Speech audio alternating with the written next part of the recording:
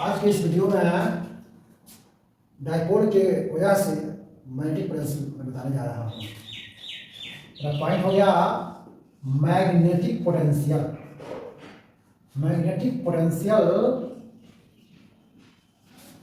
Eight a point, किसी point पर due to magnetic dipole. Magnetic dipole के कारण किसी पॉइंट पर मैग्नेटिक पोटेंशियल क्या होगा, वही कंसेप्ट में बताने जा रहा हूँ। ठीक है, तो देखिए मैं एक फॉर्मूला लिख रहा हूँ और उसी फॉर्मूला से किसी भी पॉइंट पर आप पोटेंशियल फाइंड कर सकते हो। फॉर्मूला क्या है, तो 10 के पावर -7 m/d²। इसके पहले लिखे थे इलेक्ट्रिक डाइपोल का p/d² लिखे थे, तो वहाँ p हो गया इलेक्ट्रिक डाइपोल मोमेंट, लेकिन आज हो गया magnetic dipole moment. Cos theta वहाँ भी लगाए थे और कॉस थीटा यहाँ भी लगा रहे हैं। ठीक है, किसी पॉइंट के लिए कोई एंगल हो, बस यहाँ थीटा सेट कर दीजिए। जैसे केस फर्स्ट यहाँ पर लिखिए, अगर ऑन एक्सियल लाइन पे आपको निकालना है पोटेंशियल। एक्सियल लाइन का मतलब ये हुआ कि theta is equal to 0 degree और 180 डिग्री।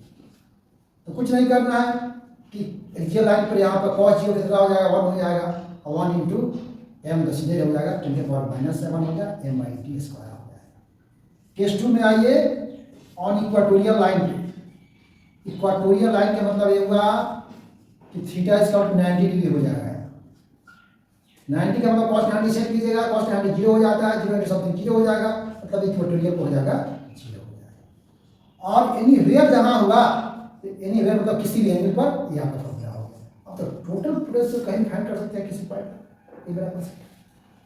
पोटेंशियल पे अब कुछ क्वेश्चन बताने जा रहे हैं, कुछ प्रॉब्लम बताने जा रहे हैं। मतलब कि problem depends upon magnetic potential due to electric dipole. Problem मेरा पॉइंट हो गया, problem depends upon magnetic potential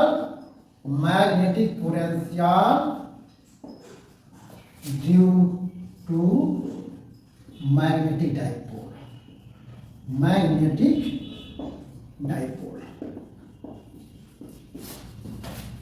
ऐसा है कि ये आपका हो गया मैग्नेटिक डाइपोल। मैग्नेटिक डाइपोल होने के लिए 3 कंडीशन मस्ट है। एक तो इक्वल इन मैग्नीट्यूड हो गया, जितना पोल यहाँ है, दाएं पोल यहाँ है, साउथ पोल यहाँ, नॉर्थ पोल यहाँ, दोनों पोल का मैग्नीट्यूड सेम होगा। नेचर अपोजिट होता है, अगर यहाँ पर माइनस होगा तो साउथ पोल हो जाएगा, प्लस होगा तो नॉर्थ पोल हो जाएगा। और इस दोनों पोल का डिस्टेंस है मिड पॉइंट से सेम होगा, इधर होगा तो इधर दिया जाएगा। बस यही आपका हो गया मैग्नेटिक डाइपोल हो गया। ठीक है, और आपको पता है कि मैग्नेटिक डाइपोल का कंसेप्ट हो गया कि magnitude of the magnetic pole मतलब कि m, और डिस्टेंस बिटवीन गिवन पोल मतलब एक साउथ पोल यहाँ है, नॉर्थ पोल यहाँ है, दोनों पोल के बीच का डिस्टेंस यहाँ से आ जाए, यहाँ से आ जाए, 12 हो जाएगा। ठीक, m × 12 तो हो गया आपका। ठीक है, m × आपका 12 हो गया। अगर मान लो जैसे यहाँ d² लिखा हुआ है यहाँ, तो इस d² का मीनिंग क्या होगा, इस d का मतलब है कि मिड पॉइंट से डिस्टेंस। मान लो कि मिड पॉइंट से डिस्टेंस यहाँ पर याद है, यहाँ ये d हो जाता है। यहाँ कुछ भी d हो सकता है। आप मान लो कि मिड पॉइंट से डिस्टेंस मैं दे दिया, यहाँ से d² दे दिया 1 मीटर दे दिया, और मान लो कि मैग्नेटिक चार्ज आपका हो गया 1 वेबर हो जाएगा, और मिड पॉइंट से डिस्टेंस हो जाएगा 1 मीटर हो जाएगा, आपका 1 मीटर हो जाएगा। तो मैग्नेटिक मोमेंट कितना हो जाएगा, m का मतलब देखिए 1 × 2 × l का मतलब होगा 1, सीधे डायरेक्ट हो जाएगा 2 हो जाएगा, 2 वेबर मीटर हो जाएगा। और आप इसको फॉर्मूला पर सेट कर दीजिए ना, कोई दिक्कत नहीं है। अगर मान लेते हैं कि थीटा इज इक्वल टू अगर लिख दिया जाए, थीटा इज इक्वल टू अगर हो जाए 60 डिग्री लिख दिया, सपोज दैट। ठीक है, अगर सपोज है थीटा का 60 डिग्री हो जाए तो सीधे लिख दिया जाएगा कि भी एनी वेयर का फॉर्मूला उठाइए, 10 के पावर -7 हो गया।